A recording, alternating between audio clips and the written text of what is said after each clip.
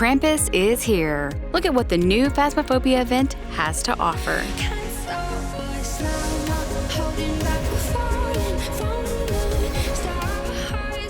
Hello, ghost hunters. The holiday event is here. But before I dive into this, let me just say, I typically do not enjoy making content that is negative. I don't want to be judgy about any event or new content that comes from any game I cover. At the same time, I don't want to be misleading on how I feel about this new event. So just know, I'm not impressed.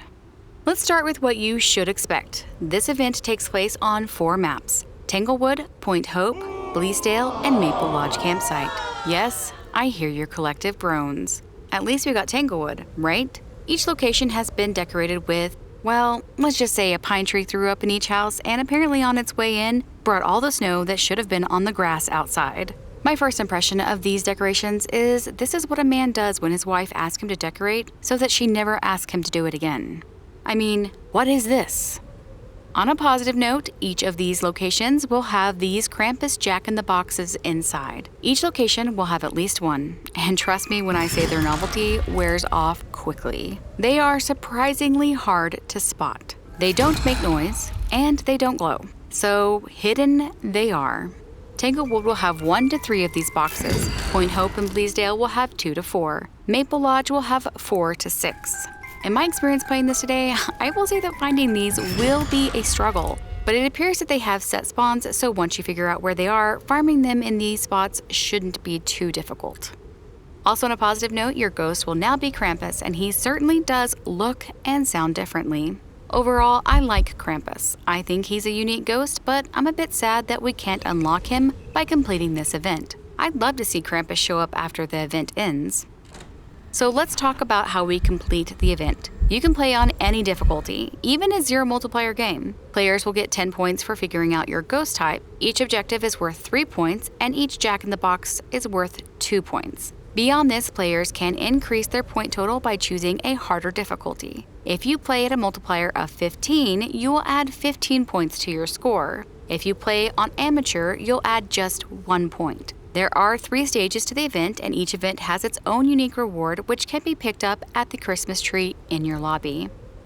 So let's start with how this event is better than the Halloween event. First, at some point during the event, you'll be able to track your contribution on a new in-game leaderboard found in your lobbies. Unfortunately, this will not be available to players at the beginning of the event, but should appear later this month. Your progress will be tracked from the beginning of the event. If you're playing a multiplayer, your score will reflect the points your whole team received, even though those points are only counted once for the event. But for the leaderboards, you will receive the entire point reward, as will your teammates. This event also includes daily and weekly tasks that will earn points for the event and reward players with large sums of money and XP.